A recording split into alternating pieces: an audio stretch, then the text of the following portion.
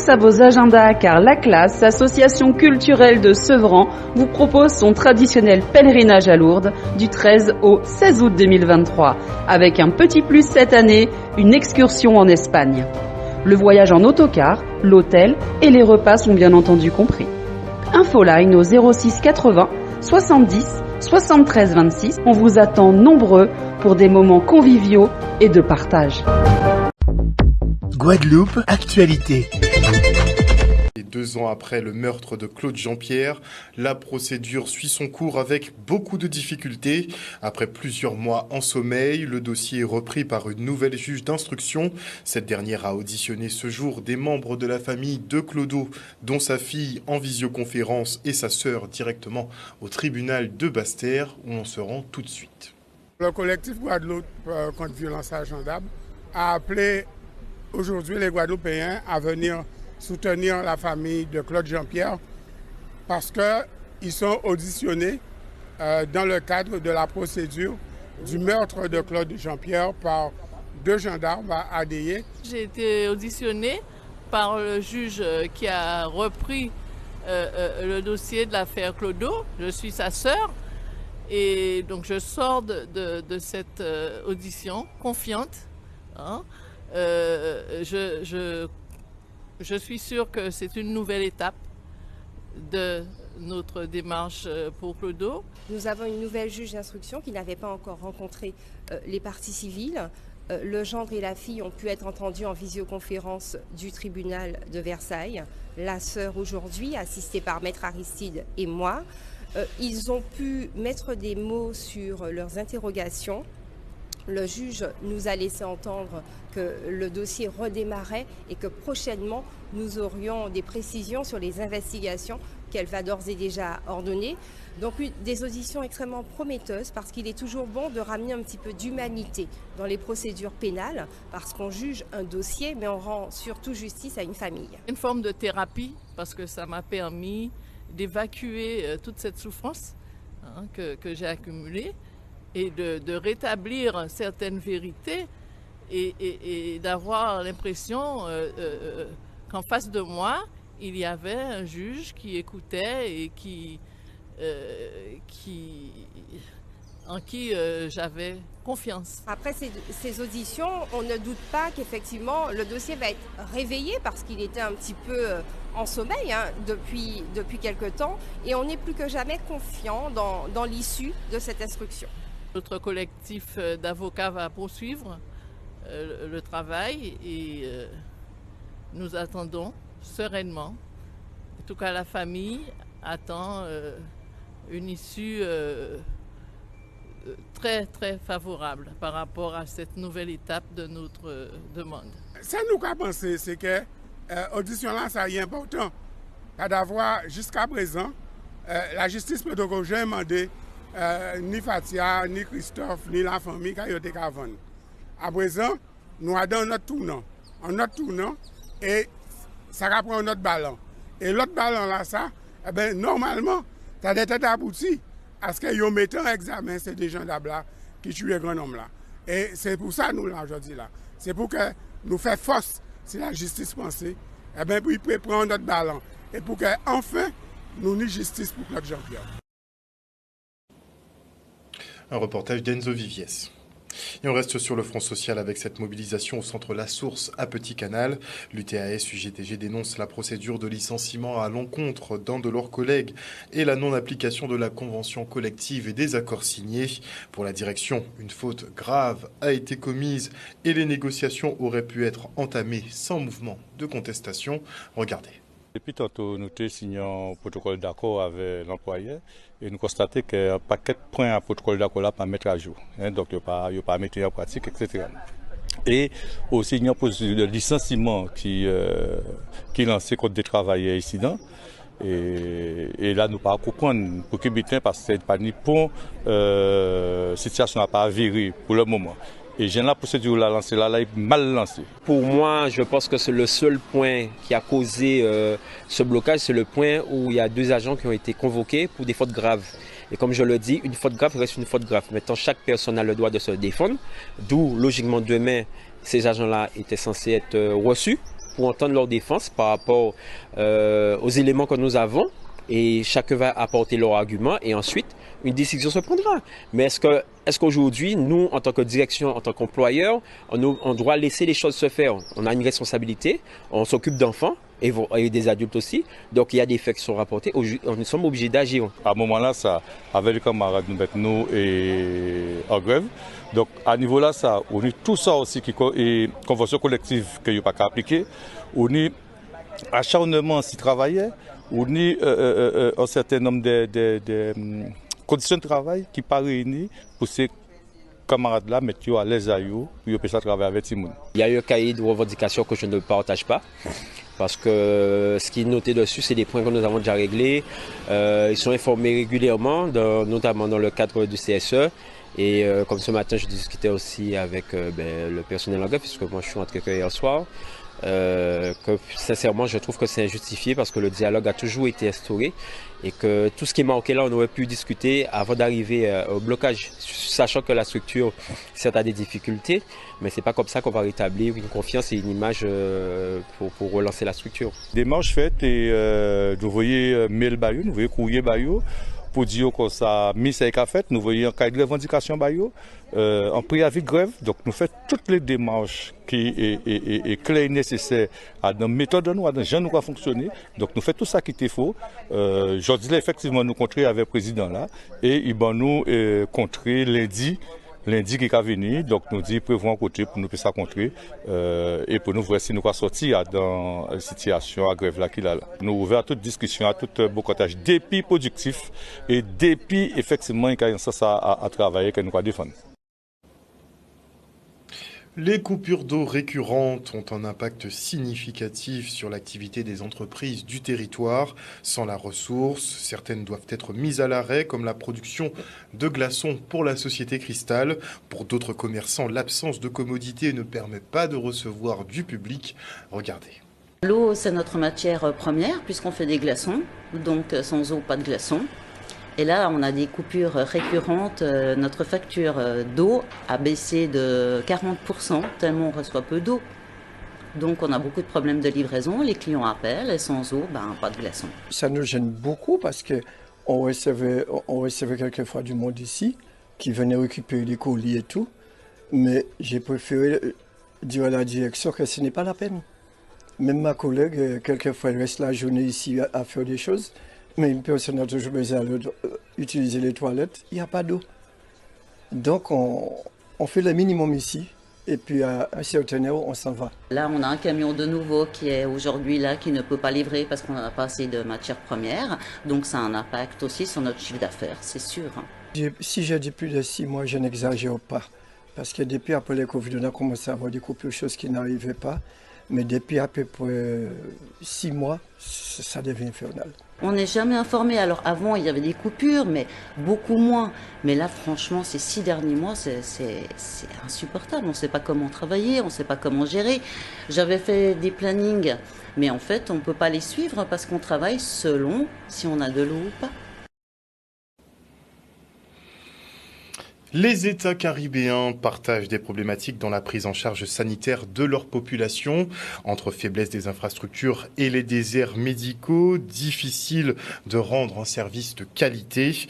Alors, dans le cadre de la programmation Interreg Care, le CHU de Pointe-à-Pitre signe un protocole d'entente en vue de structurer différents parcours de soins entre le CHU et les pays membres de l'OECO. Regardez. Ce séminaire s'est terminé ce matin par 2 événements. D'une part, la visite du chantier du nouveau CHU qui ouvrira ses portes l'année prochaine.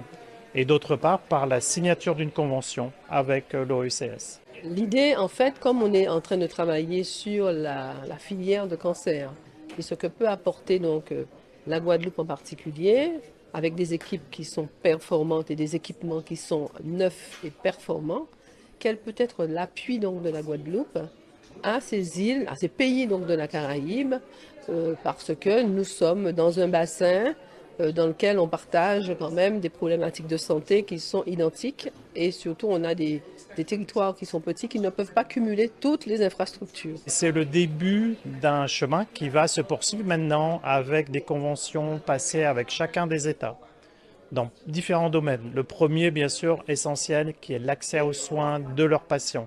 Et donc, il faut que l'on sécurise cet accès aux soins sur le CHU de la Guadeloupe, de la prise de rendez-vous jusqu'au retour, bien sûr, dans leur État. Et il faut également que l'on sécurise les conditions de facturation de ces patients de façon à ce qu'ils ne se retrouvent pas eux-mêmes en difficulté. C'est également l'occasion de travailler sur deux axes qui sont complémentaires aux soins, qui sont la formation des professionnels de santé. L'objectif, c'est de développer des savoir-faire partagés et de développer une culture commune entre nos professionnels de santé. Et deuxième objectif, c'est de développer la recherche. On a besoin de travailler ensemble sur des problématiques qui nous sont communes. Des relations bilatérales ou des relations multilatérales entre pays de la Caraïbe et les Antilles, la Martinique et la Guadeloupe existent déjà depuis très longtemps. Donc là, l'objet, c'est de se dire, on essaie de s'organiser vraiment pour qu'on puisse vraiment progresser ensemble et avoir des résultats concrets. Un reportage signé Solène Fèvre. Et dans le cadre du renouvellement de son matériel informatique, la ville des Abîmes fait don des outils numériques dont elle n'a plus l'utilité. Une démarche possible grâce à la loi du 15 novembre 2021 visant à réduire l'empreinte environnementale du numérique en France. Et c'est l'association Agedil qui récupère le parc qu'elle revendra peu cher à la population. Le reportage. Aujourd'hui, le numérique est indispensable, incontournable. Et nous utilisons bien entendu du matériel informatique. Il s'avère que ce matériel peut ne plus être adapté à nos usages. On ne parle pas d'obsolescence, on parle juste de matériel plus adapté. Et nous avons dans le cadre de la loi REN mis en place une stratégie au sein de la ville des Abîmes de numérique responsable. Et on fera un don de ce matériel que vous voyez derrière moi à l'association Agedil qui pourra le revendre à un coût moindre aux plus nécessiteux, à des associations autres. C'est dans ce sens qu'on prône plutôt que mettre au recyclage, donner une seconde vie à ce matériel, on réduit notre empreinte carbone et c'est dans le sens de la ville verte et durable. L'Agedil est une association loi 1901 qui existe depuis 2004. Et donc aujourd'hui, on collecte du matériel d'entreprise, principalement, prioritairement, pour avoir du matériel de qualité professionnelle. On les reconditionne, on les remet en état. On les donne, on donne une partie, on en vend une partie et on loue aussi une partie. Tout ce que nous faisons comme investissement au sein de la vie des Abîmes sont responsables. On achète pour que ça dure, on n'achète pas pour acheter et puis jeter. Nous avons aussi plusieurs actions mises en place sur le territoire et vous verrez aussi au niveau du programme de la fête de la ville des Abîmes, on mettra un accent fort sur le recyclage, sur les bons gestes, etc. au sein de la ville des Abîmes, même si c'est déjà le cas actuellement. Lorsqu'on fait du reconditionnement, lorsqu'on double la durée de vie d'une machine, on économise des tonnes de matières premières. Donc c'est un impact incroyable. C'est-à-dire que ça a une importance sociale, c'est-à-dire pouvoir réduire la facture numérique, permettre à des personnes qui n'ont pas les moyens de pouvoir avoir des machines opérationnelles. Et ça a un impact économique parce que nous sommes justement en train de devenir structure d'insertion pour l'activité économique. Donc l'objectif, c'est de permettre à des jeunes d'apprendre le métier et de pouvoir rendre le service professionnel. Prenez soin de votre environnement. Il ne s'agit pas que de la responsabilité de la ville, il s'agit de tous les citoyens, ce sont des gestes citoyens. Et maintenant, nous ouvrons un volet sport et nous allons parler des All Fit Games qui reviennent pour leur 2e édition. Et à cet effet, je reçois Jacqueline Dupalan, vice-présidente de l'association Chapeau Canal. Bonsoir. Bonsoir. Qui est en compagnie de Sébastien Sitcharn, fondateur des All Fit Games. Bonsoir. Bonsoir. Alors justement, parlez-nous de cette 2e organisation. Est-ce qu'on est au point pour ces All Fit Games? Alors, pour le moment, tout se passe bien. On est déjà au point. Donc voilà, l'association, en fait, c'est une petite association à Petit Canal. Notre objectif... On entend parler de Chapeau Canal quand même. Hein. Oui, c'est Chapeau Canal, en fait. Donc notre objectif, c'est un peu développer l'animation sur le Nord Grande Terre, notamment le sport, les grands événements comme le Chantier Noël, le relais interassociation. Donc notre but, en fait, c'est de développer tout ce qui est animation et notamment le sport. Donc on a un événement le 9. Donc je laisserai le soin à Monsieur Sitchan Sébastien, qui est notre coach sportif. Il faut dire aussi que Chapeau Canal fait aussi du sport. D'accord. Donc il coach justement les membres de l'association. Voilà. Aussi. Pas seulement les membres, on a encore d'autres personnes qui se joignent à nous pour pouvoir développer le sport à Petit Canal. Donc, il n'est pas trop dur parce que il est compréhensible. En fait, on a de tous les âges. Donc, Monsieur Sébastien, c'est un coach très bien. Donc, lui, il va vous expliquer un peu le Body Outfit. Qu'est-ce qui va se passer dimanche? Notre événement sportif de dimanche. Parce que les All Fit Games, par contre, là, c'est pas de tout repos. Hein. Alors, pas de tout repos. L'idée, c'était quand même de créer un vrai challenge pour permettre à tous les compétiteurs de se retrouver, qu'ils soient... alors, la base de l'événement, c'était de créer une compétition pour les personnes qui n'étaient pas forcément fédérées. Donc, l'idée, c'est quand même de créer une compétition où chacun pourra venir montrer les muscles, mais pas que. Montrer tout ce qui est endurance, stratégie, les prises de décision, la cohésion d'équipe. Enfin, quelque chose qui rassemble vraiment tout le monde. Donc, l'année dernière, on a créé cette première édition qui a été un grand succès. Alors pour une première, on ne nous attendait pas sur ces créneaux-là. On a fait un événement vraiment novateur sur le clivage des populations qu'on pouvait avoir. Donc l'association Chapeau Canal est une association d'expérience. Body Outfit que je représente, un concept un peu plus jeune, mais un peu plus jeune dans les deux sens. Donc avec un public plus jeune, expérience plus innovation. Voilà, et expérience beaucoup plus jeune. On s'est dit qu'il y avait quelque chose à faire. On a créé les All Fit pour répondre à cette problématique-là, l'activité pour les personnes non fédérées et également pour le public porteur de handicap. Ah, donc ce sera accessible à tous, vraiment. Les activités sont accessibles à tous. Alors, les All Fit Games, le but des All Fit Games, c'était de permettre à toutes les personnes, même les personnes en situation de handicap, de pouvoir rejoindre le terrain ce jour-là et de pouvoir montrer leur savoir-faire. Donc voilà, on a créé des jeux qui permettront à tout un chacun de se dépasser, de se surpasser ce jour-là. Excellent. Alors, on parle quand même de l'ultime challenge. Ouais. Alors, ils auront à cœur de faire quoi, les compétiteurs? Est-ce qu'on peut avoir une idée un peu des parcours? Alors, pour avoir une idée des parcours, tout simple. Les All Fit Games se basent sur les épreuves de sélection des nouvelles recrues militaires. Donc voilà, je pense que quand j'ai dit ça, j'ai déjà dit une bonne partie. Je vous laisse le choix de venir découvrir les parcours qu'on vous a concoctés le 9.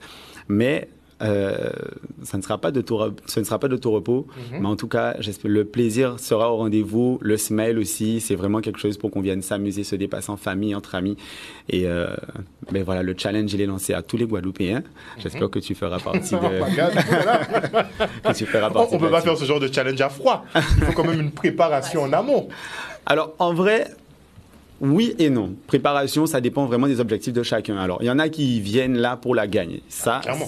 Forcément, on est sur un challenge qui monte en intensité déjà, ne serait-ce que pour sa deuxième édition. Mais il y en a qui viennent juste pour s'amuser et se retrouver. Donc, la préparation n'est pas la même. On va dire qu'un petit peu de repos, quand même avant l'événement, éviter de faire la fête le samedi soir pour pouvoir tenir debout sur les terrains, c'est largement suffisant. Et puis après, libre à chacun de venir selon ses objectifs. Alors, il y aura le côté challenge, mais il y aura aussi un côté récréatif avec une garden party cette année. Alors, il y aura un garden party, mais avant le garden party, on aura aussi le village. On aura un village de bien-être et de santé. Donc, tout un chacun pourra venir visiter nos stands. On aura un déjeuner à midi et l'après-midi, on fait la fête. Donc, ce sera la garden party.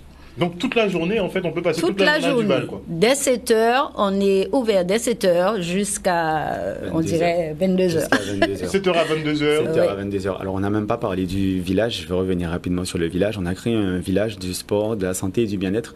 Donc, où vous aurez plusieurs stands qui proposeront des activités déjà dans un premier temps à titre gratuit, donc pour que tous les visiteurs puissent s'essayer, découvrir de nouvelles activités, de nouveaux sports, notamment la calisthénie, quelque chose qui est très peu connu, enfin qui commence, la calisthénie, le street workout. Ah, ça s'appelle calisthénie, c'est un nom un peu plus technique alors. Exactement. Calisthénie. C'est le vrai nom, calisthénie, street workout. Donc notamment, donc, il y aura de la pole dance, il y aura après tout ce qui est massage sportif. On imagine que les gars justement qui font du street workout vont participer au... j'espère bien qu'ils passeront sur la barre de pole aussi pour montrer. Mais ils seront également présents sur les terrains ce jour-là. Très bien. Donc, on a les All Fit Games, le village santé, plus la Garden Party. Exactement. Ce sera le 9 juillet sur le site de Duval à Petit Canal. Donc, c'est accessible à tous, même aux personnes handicapées. En situation de handicap. Est-ce que pour participer au All Fit Games, il faut payer? Comment ça se passe? Alors, on a mis des tickets en vente qui sont sur le site Kiwall. Sinon, on a des points de vente, notamment au niveau des boutiques GoSport et City Sport. Qui seront partenaires. Et puis, les membres de l'association qui font la vente des tickets. Voilà. Très bien. Et le mot de la fin? Alors, le mot de la fin, on attend tout le monde dimanche 9 à 7h sur le beau site de Duval. Donc, venez tous en famille, entre amis, vous détendre avec votre natte, votre chaise.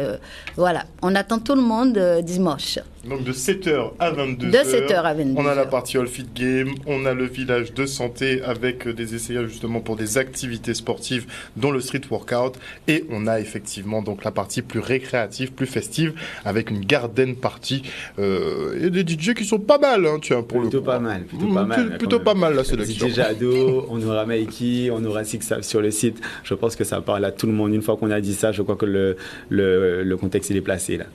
Merci beaucoup en tout cas.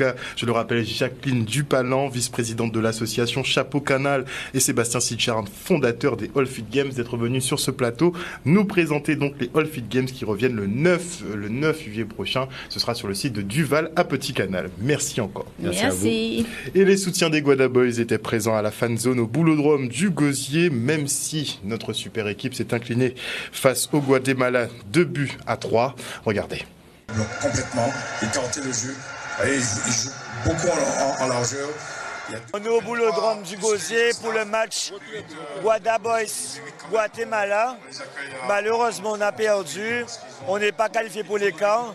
Ça s'est passé à très peu. Le match était très palpitant. On a mené 2 fois. Mais malheureusement, les dieux du football n'étaient pas avec nous. Mais c'est quand même une belle prestation des Guadeloupéens.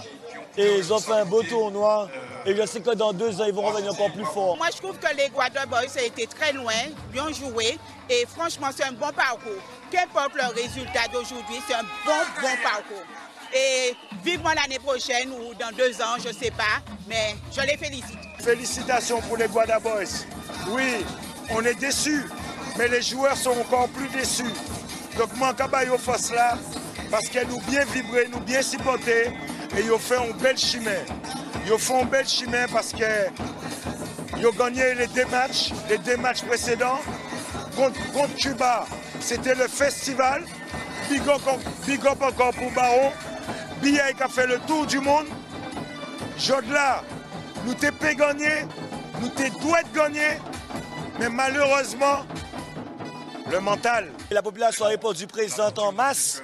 Et ça veut bien dire que l'esprit Guadeloupe, penser Guadeloupe et manger Guadeloupe, c'est important pour les Guadeloupéens. Et je remercie tout le monde d'être venu ce soir, d'être venu faire la fête de la Guadeloupe au Gosier, au boulodrome à la Dacha. Donc merci à tout le monde et on continuera à être tous en rouge pour les Guadeloupéens parce que c'est notre île, c'est notre pays et ce sont nos couleurs. Toute la famille va le supporter. C'est notre champion de famille, il ne faut pas oublier, Gravillon. En tout cas, je le félicite et tous les autres, et Alphonse, tout le monde, je le félicite. Et aussi à l'entraîneur. Nous, Guadeloupéens, nous bien vibrer, et c'est grâce aux Guada Boys. Et nous avons montré aussi que dans la défaite aussi, nous avons soutenu nous, nous avons soutenu. Et c'est là que nous avons ouvert plus fort encore, parce que nous avons ouvert plus fort.